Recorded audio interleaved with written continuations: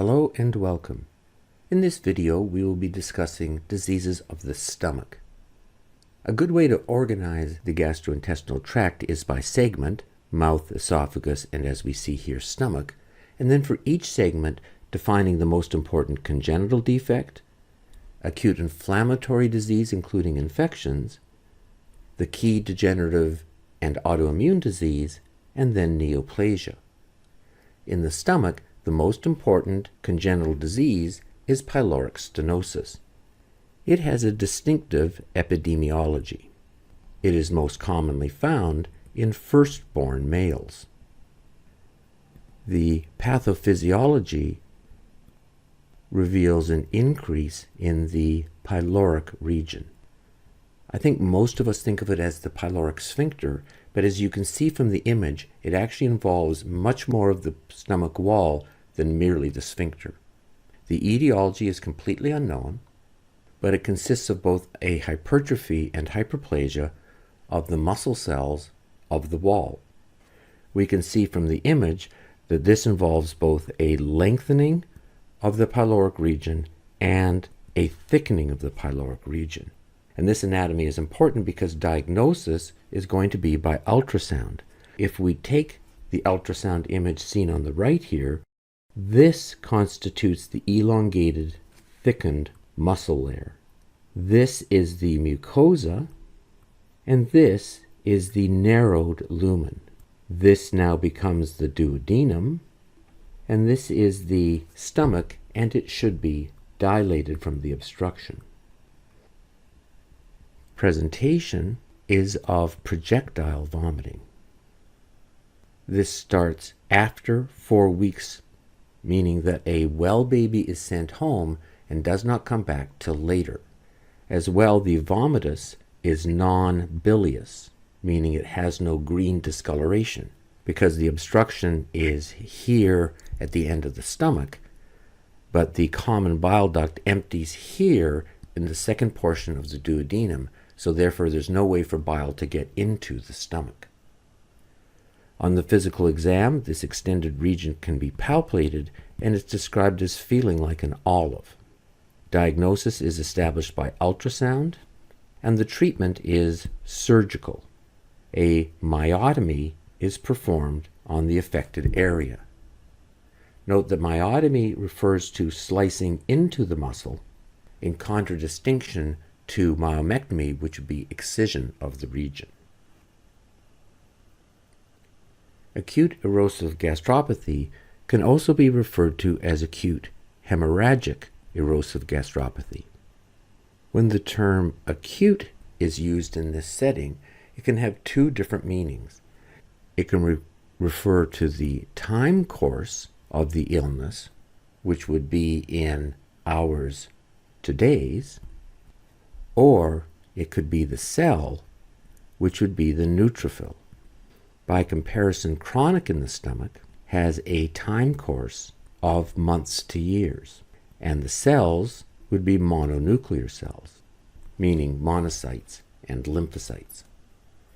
The term gastropathy is used to describe a pathology in which there is mucosal injury, and this can either be by direct toxic damage or by ischemia, but there does not have to be inflammation. By comparison, gastritis has inflammation, and this can be either due to infection, usually H. pylori, or autoimmune disease, which is pernicious anemia. So you'll see people use these imprecisely, but they do define different pathologic processes.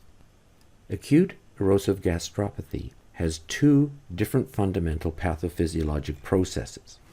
One is ischemia, and this is defined as vasoconstriction of the celiac axis with the eponym of a curling ulcer. And this can be caused by anything that drops the blood pressure enough to get very powerful stimulation of the sympathetic nervous system. Sympathetic nervous system is going to cause marked stimulation of the alpha adrenergic receptors, and the vasoconstriction can be enough to cause mucosal damage. Also lumped under ischemia, mostly for convenience, is Cushing gastropathy. Cushing gastropathy occurs after CNS trauma. CNS trauma can cause vagal stimulation through poorly understood mechanisms. And this vagal stimulation causes an increase in acid due to gastrin production. And the acid then causes mucosal damage. Gastropathy can also be caused by direct toxic effect to the mucosa. Many different substances can do this. Probably the most common is alcohol.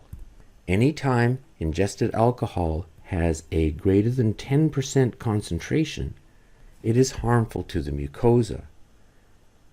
So beer is less than 10%, and one would not expect this with beer.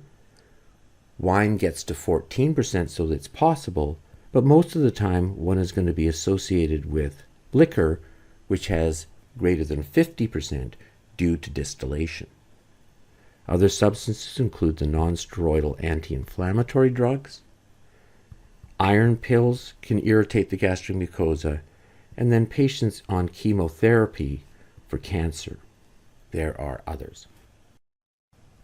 Erosive gastropathy typically presents with pain, nausea and vomiting, and in hospitalization, blood can be aspirated from the nasogastric tube.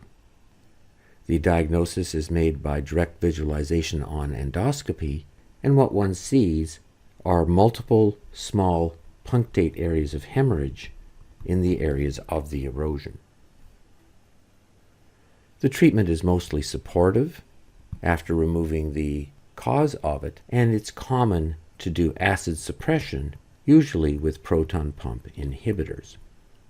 Peptic ulcer disease includes ulcer formation in either the stomach or the duodenum. Erosions and ulcers have very different pathology with very different clinical implications. If one looks at the structure of gut wall, there is a mucosa with an underlying submucosa down to the muscularis, and in some segments of the bowel, then the serosa. An erosion involves only the mucosa down to the level of the muscularis mucosa.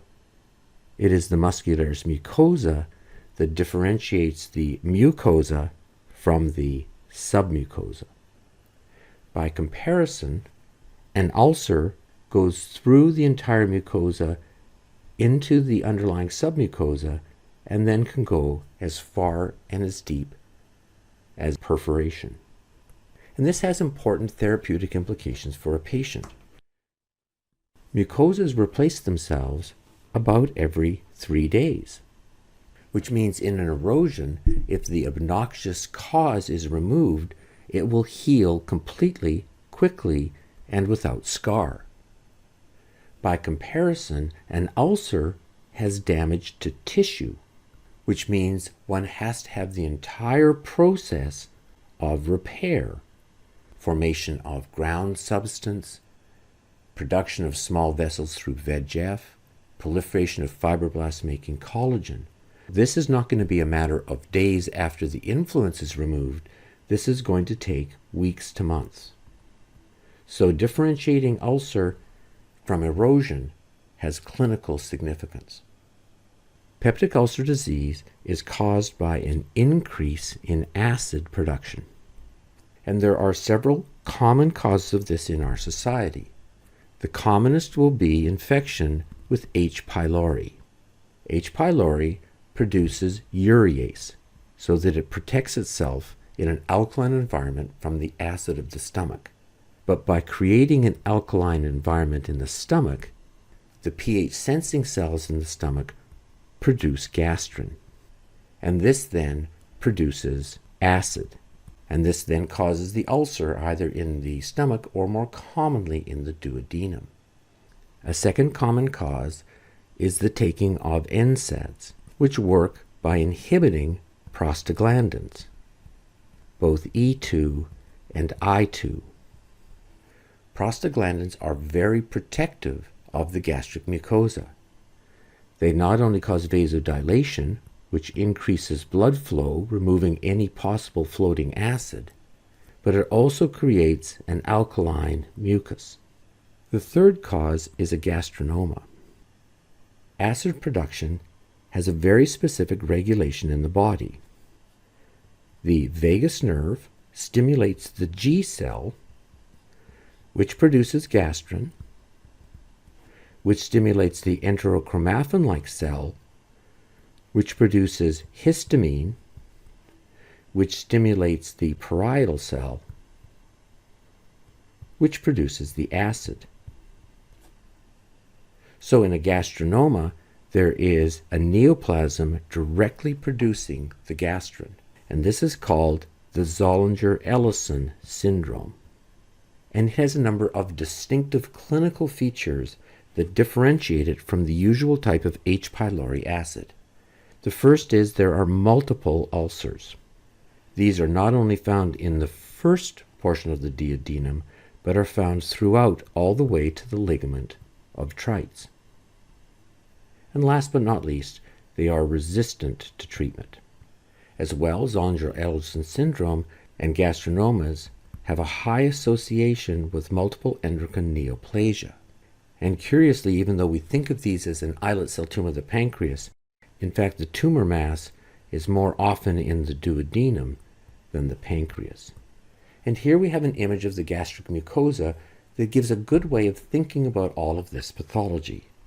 The parietal cells are found here at the top of the glands, whereas all of the other regulatory cells, the gastrin cells, enterochromaffin-like cells, are found deeper in the pits.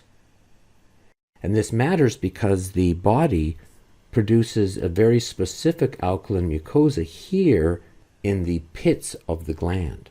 As this acid production comes percolating up onto the surface, the actual epithelium is buffered by the mucus. As well, note the intimate relationship here of the blood supply. Any acid that's produced is going to be cleared quite rapidly by a good blood flow. And then the last thing to note is the vagus nerve has numerous twigs that go to the cells to stimulate the production of acid. So when you think about the gastric mucosa, you think about the regulatory cells, the parietal cells going into the foveolar pits, which have a very specific alkaline mucus. Peptic ulcer disease presents with epigastric pain. If the ulcer is in the stomach, the pain usually occurs with eating. If the ulcer is in the duodenum, it usually occurs 1 to 2 hours after eating. The physical exam is non-contributory, and testing first requires identification of the ulcer by endoscopy, and then most commonly the identification of the infecting H. pylori. H. pylori can be identified by the biopsy produced by endoscopy. It's most often found here in the antrum, and on the biopsy, if we take a look at the gland itself, here's our foveolar pits going down into the gland itself with the protective alkaline mucus. And the H. pylori are found as little seagull-shaped organisms deep in that alkaline mucosa where they can protect themselves. And that's probably the commonest way that we see it identified in America. One can go looking for the urease by a urease breath test, but this requires radioactive material and isn't highly popular. H. pylori secretes antigen into the stool, and one can identify the body's response with serum antibodies. Peptic ulcer disease has a number of important complications. These include perforation, which can cause peritonitis, but they can also include massive bleeding. If the perforation goes onto an underlying artery, that can be a life-threatening problem. It is important to understand the anatomy of ulcer to artery. One can draw out the celiac artery, the first major branch below the diaphragm in the aorta. The first branch off the celiac trunk is the left gastric artery, which can be found running along the lesser curve of the stomach. The next branch is the splenic branch, and then the gastroduodenal, which supplies the greater curve and then down to the duodenum, and then the right gastric. This then goes into the common hepatic. If there is ulceration along the greater curve, that can perforate to the left gastric artery, and if there is perforation in the second portion of the duodenum, that can go down onto the gastroduodenal artery. So perforation anywhere can cause peritonitis, but if that perforation goes onto one of those two arteries, the bleeding can be massive and life-threatening.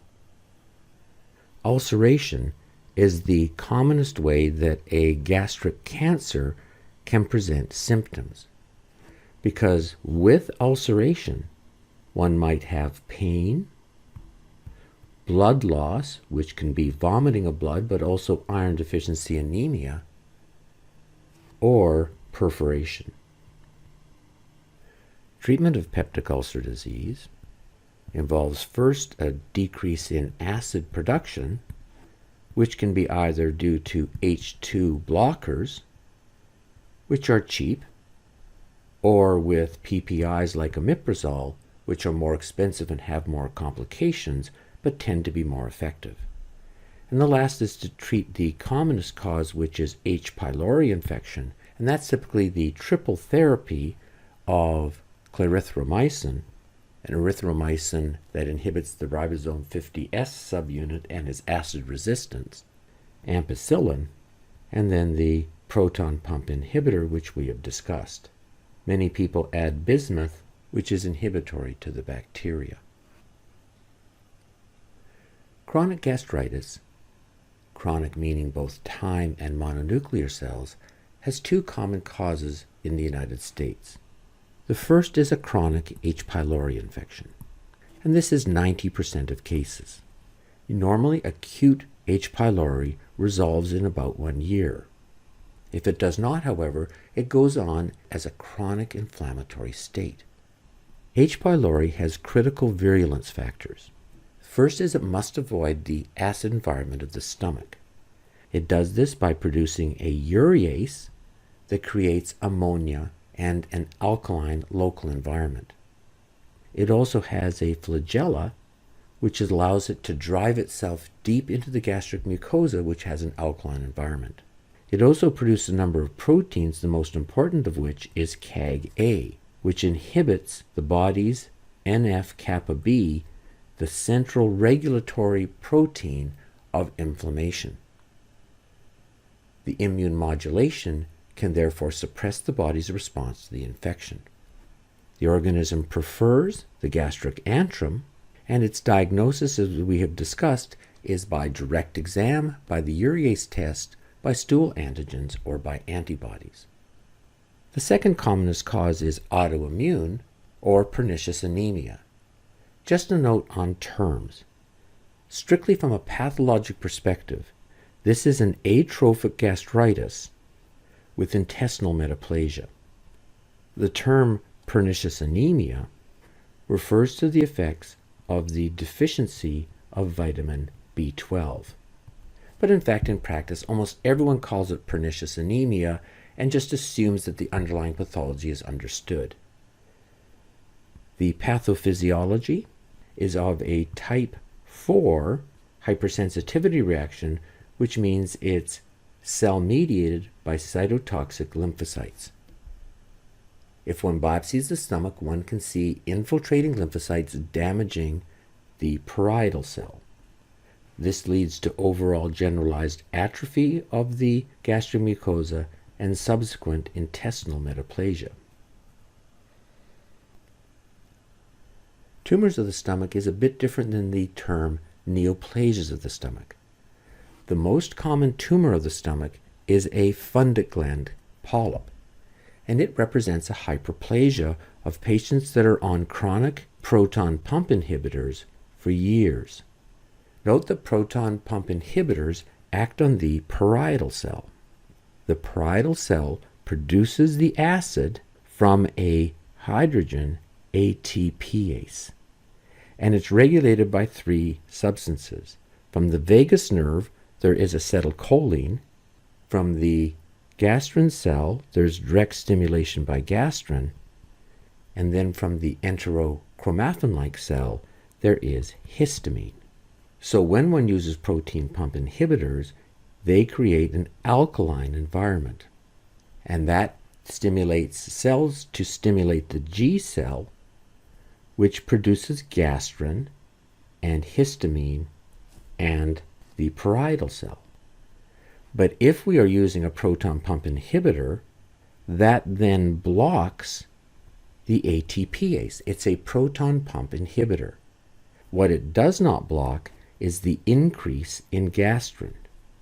And that increase in gastrin causes proliferation of the parietal cells, and so one sees focal stimulation and polyp formation.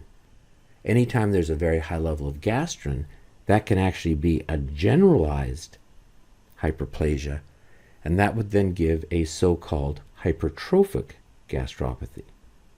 But local stimulation is much more common, and so one sees fundus gland polyps. Gastrointestinal stromal tumors are neoplasms of the interstitial cell of Cajal. Within the muscle layers of the bowel, there is the myenteric plexus that regulates the peristalsis. And within this, the pacemaker cells are these interstitial cells of Cajal. And so there was a push by pathologists some time ago to call this a pacemaker cell tumor, but so far that hasn't caught on.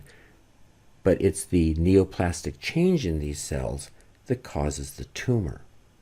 They have a specific molecular abnormality.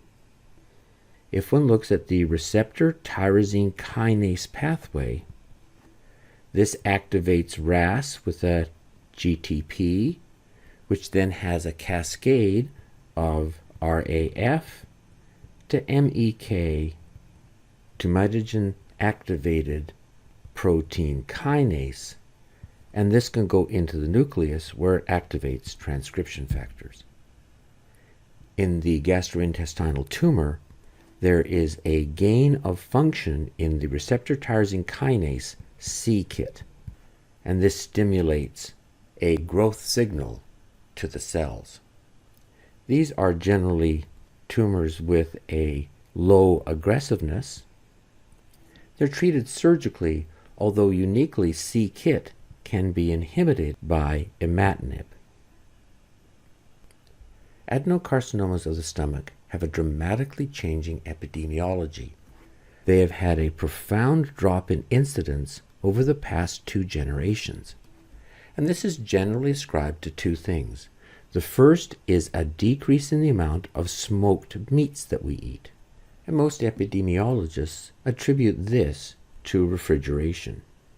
In addition, H. pylori is the commonest cause of chronic inflammation and metaplasia that is a risk factor, and so the aggressive treatment of H. pylori has removed an important carcinogenic organism.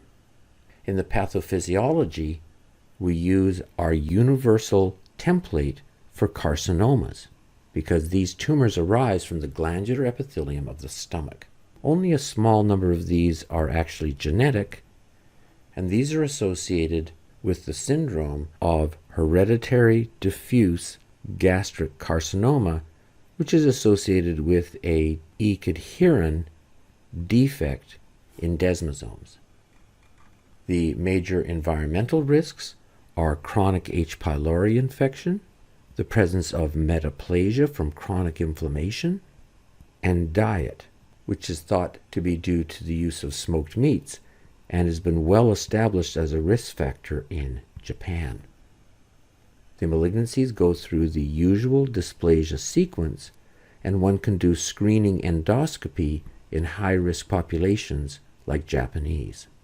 Invasion is typical for carcinomas, and lymph nodes involved can either be regional lymph nodes in the abdomen, but also through the thoracic duct to the supraclavicular lymph nodes, Virchow's lymph nodes. Metastasis from all GI tumors is first in the liver. Adenocarcinoma of the stomach comes in two different pathologies. The commonest is the tumor forms a mass which then invades into the submucosa. This is called the intestinal type. This has a chance of developing symptoms because it can ulcerate. An ulcer can cause pain or blood loss, either by vomiting blood hematemesis or by iron deficiency anemia. By comparison, the diffuse type has a very different growth pattern. Because these tumors have a loss of E-cadherin, they have non-functioning desmosomes. So when these tumors form in the mucosa, they don't form a superficial mass, but instead they directly infiltrate down into the stomach, forming a leathery, tough stomach called a linitis plastica. And the patient has no symptoms, and the tumors present with metastases. The cell has a distinctive appearance in which the nucleus is pushed off to one side and the cytoplasm is filled with mucus. And this is thought to look like the signet rings that people wear, and so it is called a signet cell. Presentation of any cancer can be local, metastatic, or paraneoplastic. Local presentation of gastric adenocarcinoma can either be because there is ulceration, which is pain and blood loss, or because there is weight loss, which tends to be a later symptom. There are two ways that cancers can cause weight loss. The first is that they secrete a leptin-like protein, which leads to anorexia. The second is they produce cytokines like TNF-alpha, and these cause cell loss through apoptosis. There are characteristic metastases in gastric carcinoma. In the ovary, this is called a Krukenberg tumor. Tends to be bilateral. In the skin, tumor can track down the old ligamentum teres and present in the skin around the umbilicus. This goes by the eponym Sister Mary Joseph nodule, the nun who first described it. If the tumor sheds along the peritoneum, it tends to track to the lowest gravitational point, which is a rectal shelf, and this can often be palpated on physical exam. And then last, it can go to the supraclavicular lymph nodes through the thoracic duct lymphatics. There are two paraneoplastic syndromes associated with gastric carcinomas. The first is eruptive multiple seborrheic keratoses. This goes by the eponym of lesser Tract syndrome, and hypercoagulable state, which has been given the name migratory thrombophlebitis. This was described by a Frenchman, Trousseau, and so this often has the eponym of Trousseau's sign. It's seen in any mucin-producing adenocarcinoma, and in one of the historical notes of medicine, Trousseau himself diagnosed it from his gastric cancer, which was confirmed on his death by autopsy of him by his colleagues. Treatment of gastric cancer is surgical if there is local disease, but by chemotherapy if there is stage 4 disease. This is an aggressive cancer with poor results, and the average survival is about 27 months for stage 4 presentations. That brings us to the end of our discussion. Thank you for your attention, and we hope to see you at the next segment, the bowel.